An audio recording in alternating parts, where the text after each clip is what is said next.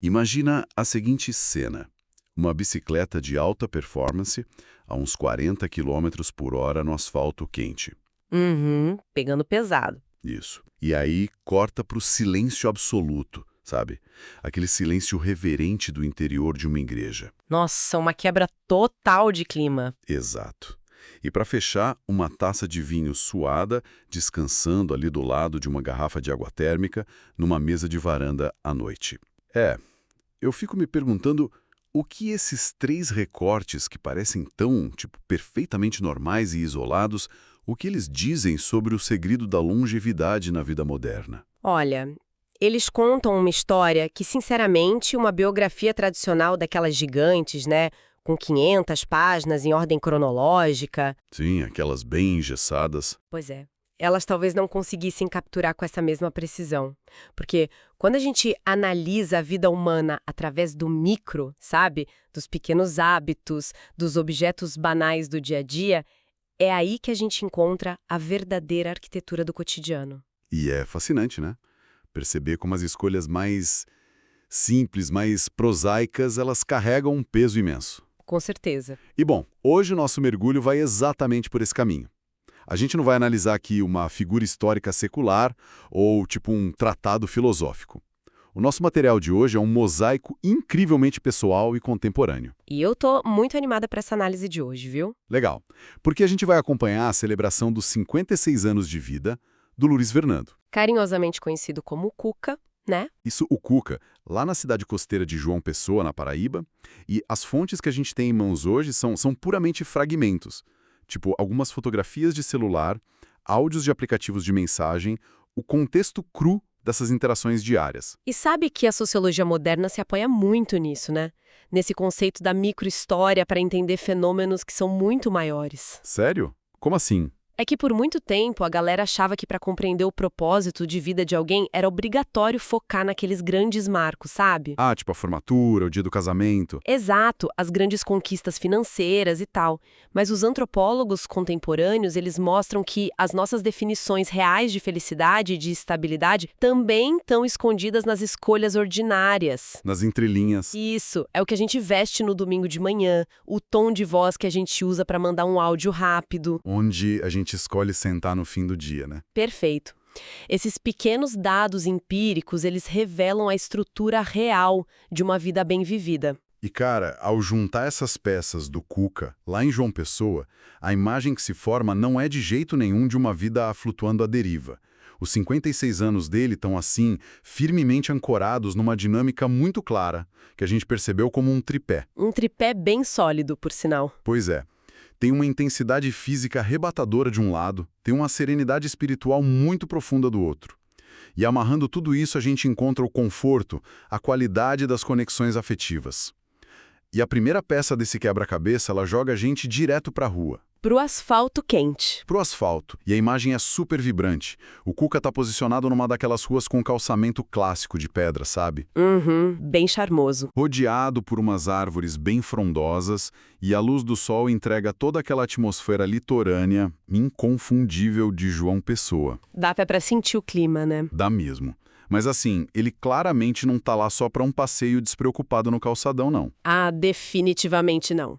A postura corporal dele e, principalmente, o equipamento contam uma história de muita especialização e disciplina. Ele tá ali completamente paramentado. Nossa, os detalhes impressionam muito. A bicicleta em si é uma road bike. Aquela bicicleta de estrada, né? Isso.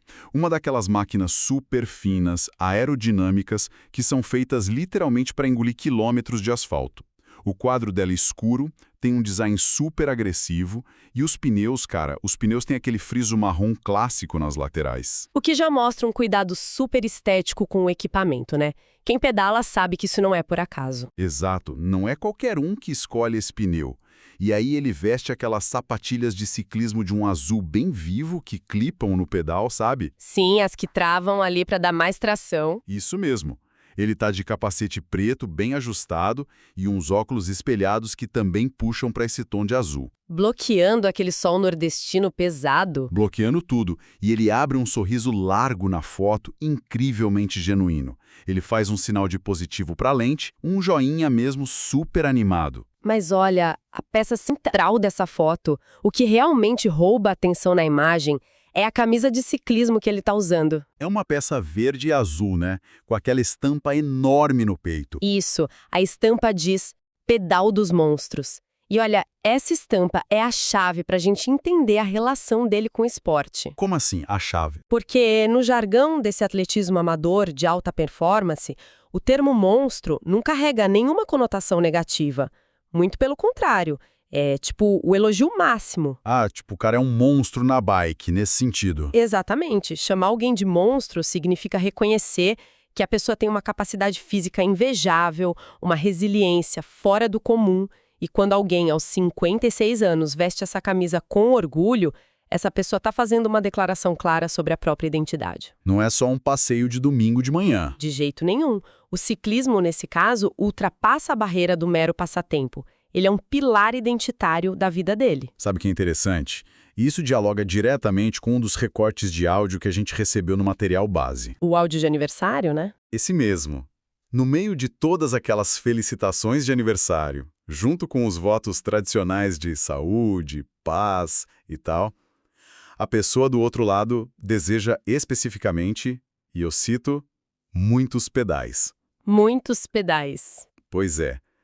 E desejar muitos pedais no aniversário me parece carregar uma profundidade que eu não esperava. Eu estava até pensando aqui, é quase como desejar que a força vital dele não se apague, sabe? Nossa, sim. Porque, se a gente pensar bem, a bicicleta de estrada exige técnica, exige a marcha certa na hora de uma subida difícil e uma consistência implacável. Aí eu te pergunto, considerando esse desejo específico de muitos pedais, até que ponto um hobby deixa de ser apenas lazer e se torna a espinha dorsal de quem a pessoa é? Essa é uma pergunta excelente. Porque existe uma psicologia muito rica por trás dos esportes de resistência, especialmente, né, quando a pessoa ultrapassa a marca dos 50 anos. O corpo já não é o mesmo dos 20, né? Pois é. E a narrativa predominante sobre o envelhecimento na nossa sociedade ainda é muito construída em volta da ideia de desaceleração. De ir pro sofá, jogar dominó. Espera-se um conforto mais passivo. Então, o ato de subir numa bicicleta de alta performance, lidar com um trânsito pesado, com a altimetria do terreno, sabe, subindo ladeira, lidando com a exaustão muscular, isso é uma recusa ativa à inércia. É um eu não vou parar. Exato. E o pedal dos monstros representa uma tribo. À medida que as pessoas vão envelhecendo, é super comum os círculos sociais diminuírem. Sim, a galera vai ficando mais caseira. Uma comunidade que compartilha do mesmo sofrimento físico e dessa mesma vontade de superação, cria laços que são extremamente fortes. O corpo humano começa a cobrar o seu preço com o passar das décadas, não tem jeito. E o treinamento rigoroso ser um monstro no pedal é a forma que muitos encontram de renegociar os próprios limites com a passagem do tempo. É fascinante pensar por esse ângulo, mas espera aí, deixa o seu advogado do diabo por um segundo. Manda. A gente carrega meio que um estereótipo, né? De que o atleta viciado em esporte de alta performance, ele está sempre ligado no 220. Aquele perfil hiperativo. É aquele cara que está buscando constantemente a próxima dose de dopamina, o vento no rosto, a frequência cardíaca batendo lá no teto. Ele quer o caos do asfalto, a agitação. E aí o nosso mosaico de fontes aqui dá uma guinada completa. Uma guinada e tanto, diga-se de passagem. Total, a gente sai desse asfalto quente de João Pessoa, da adrenalina, e é transportado para um ambiente de imobilidade e silêncio absolutos. A transição para a quietude. E olha, essa quebra de expectativa que você mencionou é fundamental para a gente compreender o equilíbrio do quadro geral da vida dele. Pois é, porque a segunda fotografia do nosso material joga a gente para dentro de uma igreja. Uhum. E a perspectiva da foto é fantástica, porque ela não é profissional. Ela foi tirada do ponto de vista de quem está ali assistindo mesmo, participando da missa, sentado naqueles bancos pesados de madeira maciça, sabe? Dá para sentir a textura do banco. Dá. E lá na frente, no altar, a gente vê o padre vestindo uma túnica branca, conduzindo a cerimônia de uma forma muito serena, muito solene. E a decoração ao redor? Assim, o espaço está todo adornado com arranjos de flores brancas ao redor do altar, e ao fundo, isso é o que mais chama atenção, dominando todo o plano visual e iluminado com muito destaque, tem um grande crucifixo dourado. É uma imagem que transmite uma paz muito palpável. Muito. E junto com essa foto da igreja, a gente tem um outro fragmento de áudio nas nossas fontes. Dessa vez, é uma mensagem de vídeo, onde desejam ao Cuca muita luz e iluminação nesse novo ano de vida. E a resposta dele é o que amarra isso tudo, né? Exatamente. A resposta dele vem num áudio super curto, com um tom de voz incrivelmente sereno, pausado. Ele diz: Deus nos abençoe. E ele finaliza com um amém. Super tranquilo. Muito tranquila. E aí eu te pergunto, não soa quase contraditório ver o homem que busca aquela agitação, aquela exaustão física agressiva no pedal dos monstros, sendo exatamente a mesma pessoa que busca esse recolhimento tão profundo e silencioso numa missa? Eu entendo perfeitamente porque parece um paradoxo à primeira vista. Mas quando a gente olha para a ciência do esporte e até para a neurociência, elas explicam que esses dois estados mentais, na verdade, eles são super complementares. Sério? Como que o caos do asfalto complementa a paz da igreja? É que para você suportar o desconforto extremo de um esporte de resistência, o teu cérebro entra num estado que a gente chama de estado de fluxo ou flow state. Ah, já ouvi falar disso. Pois é, quando um ciclista passa horas na estrada só com aquele movimento repetitivo das pernas e o ritmo constante da respiração, a mente é meio que forçada a focar apenas no momento presente. Apaga o resto. Exato. As ansiedades do passado, as preocupações com o trabalho amanhã, tudo isso desaparece. Fica só o agora, o asfalto e você. Caramba, então é quase uma meditação em movimento. Precisamente. E essa capacidade de ancorar a mente no presente é exatamente a mesma habilidade exigida pela contemplação espiritual profunda. A disciplina física que o teu corpo precisa para não desistir numa subida íngreme não é tão diferente da disciplina espiritual necessária para esvaziar a mente e encontrar paz no silêncio de uma igreja. Nossa, faz muito sentido. E se você pensar historicamente, muitas tradições religiosas sempre ligaram o esforço físico ao despertar espiritual. Pensa nas grandes peregrinações a pé. O Caminho de Santiago, por exemplo. Isso, ou até o trabalho braçal rigoroso dos monges. O que a gente vê na atitude do Cuca é meio que a aplicação moderna desse princípio. E olha que interessante, o desejo de luz e iluminação recebido no áudio reflete essa necessidade de clareza mental, de clareza interior. E a resposta dele, né? Sim, a resposta calma de Deus nos abençoe com aquele amém evidencia que a âncora da fé oferece para ele o suporte necessário para lidar com as velocidades da vida moderna. O asfalto e o altar funcionam aqui como dois centros de treinamento. Gostei dessa analogia, centros de treinamento. Um prepara o corpo para não ceder ao cansaço e à inércia, e o outro fortalece o espírito para não ceder ao caos e à ansiedade do mundo. Cara, isso explica muita coisa. Explica como se sustenta uma vida cheia de intensidade. Mas tem um detalhe. Toda essa disciplina extrema, seja física ou espiritual, cobra um pedágio. Ah, sem dúvida. Ninguém é de ferro. Pois é. A corda de um violão não pode ficar tensionada no limite o tempo inteiro, senão ela arrebenta. O ser humano precisa de uma válvula de escape. Aquele espaço onde a performance é altíssima e a disciplina dão lugar ao simples ato de existir, sabe? Relaxar a guarda mesmo. E é nas imagens noturnas desse nosso mergulho de hoje que a gente encontra esse espaço, onde ocorre essa verdadeira descompressão. Isso mesmo. O último conjunto de fontes que a gente tem captura exatamente essa transição.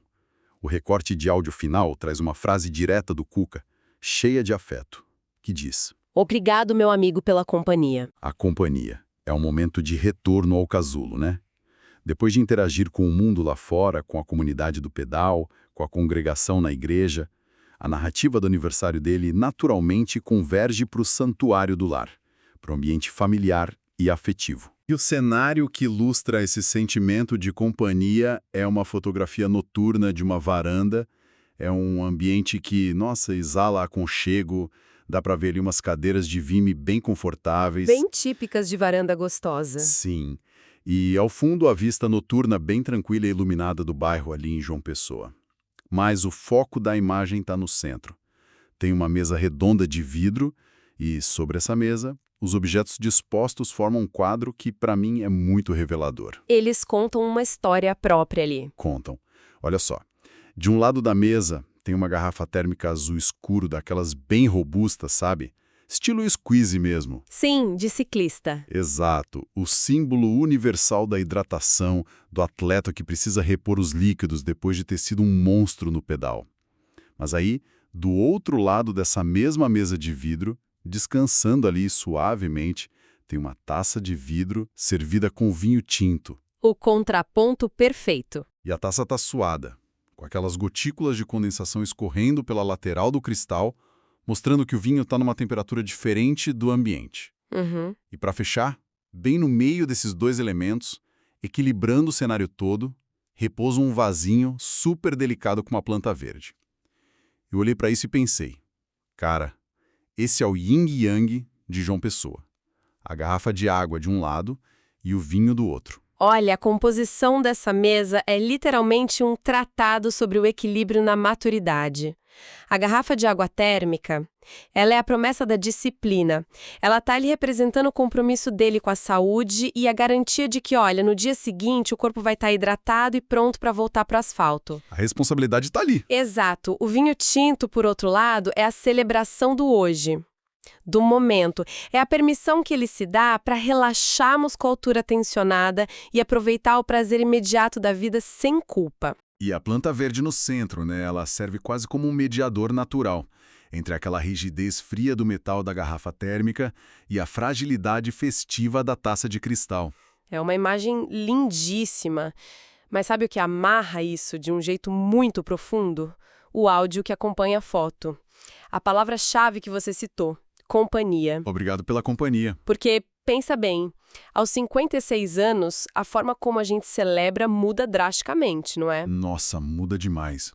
Quando a gente analisa as pressões sociais ali na juventude, nos 20, 30 anos, a métrica de sucesso de um aniversário costuma ser o volume. Sim, o tamanho da festa. Festas lotadas, música altíssima, dezenas de convidados que às vezes a gente nem conhece direito, muito barulho, o caos parece ser o grande objetivo da celebração. Mas a evolução das relações sociais com o passar das décadas é um tema super estudado na psicologia.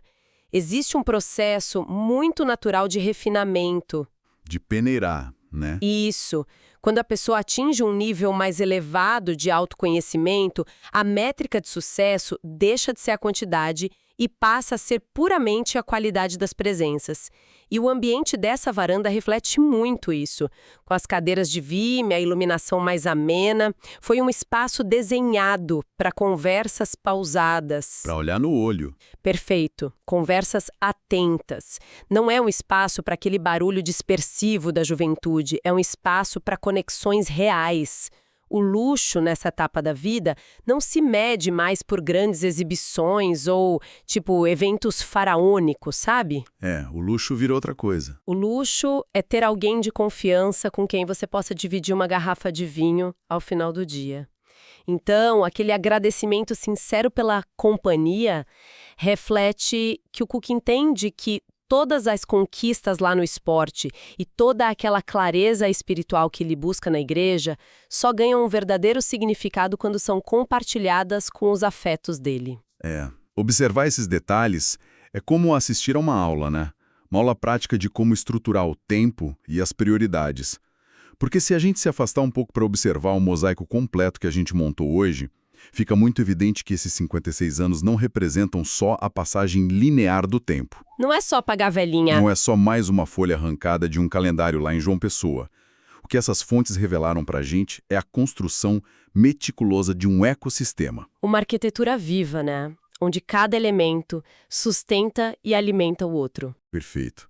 A gente viu a energia vital sendo empurrada ao limite absoluto lá na rua de paralelepípedos, a afirmação de identidade e a força da comunidade que estavam estampadas na camisa do Pedal dos Monstros. O corpo em ação. Isso. Aí depois a gente acompanhou o mergulho interno, a busca pela luz e aquele encontro com uma paz inabalável através da fé, materializada no crucifixo dourado e naquele silêncio super acolhedor da missa. A mente em paz. E por fim, a gente desembarcou na varanda de casa, sob aquela luz noturna tranquila onde a garrafa de água da hidratação e a taça de vinho suada provam que, no fim das contas, a verdadeira sabedoria reside em saber quando acelerar no asfalto e quando simplesmente parar para agradecer por uma boa companhia.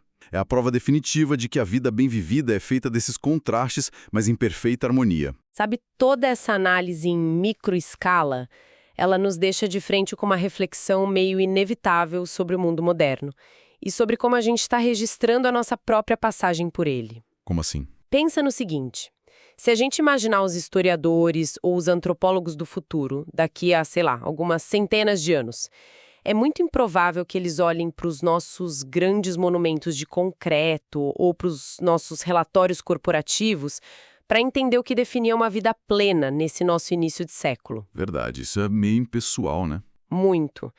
Em vez disso, eles vão olhar para os nossos rastros digitais. Eles vão escavar a memória de servidores perdidos em busca desses fragmentos corriqueiros que a gente deixa para trás o tempo todo. Nossos áudios, nossas fotos do dia a dia. Exatamente. E isso levanta uma questão que é essencial para o impacto das nossas próprias escolhas diárias. Para quem está ouvindo a gente agora. Se os arquivos do seu aplicativo de mensagem fossem abertos hoje, se uma inteligência futura analisasse aquela fotografia meio desfocada que você mandou da sua mesa de jantar numa terça-feira à noite, ou os áudios casuais que você enviou para um amigo para agradecer um favor simples. Os pequenos detalhes. O que esse banco de dados do seu cotidiano contaria sobre o real estado das suas paixões? Que tipo de fé? Que tipo de urgência e qual definição de felicidade essa arqueologia digital revelaria sobre a vida que você está construindo agora?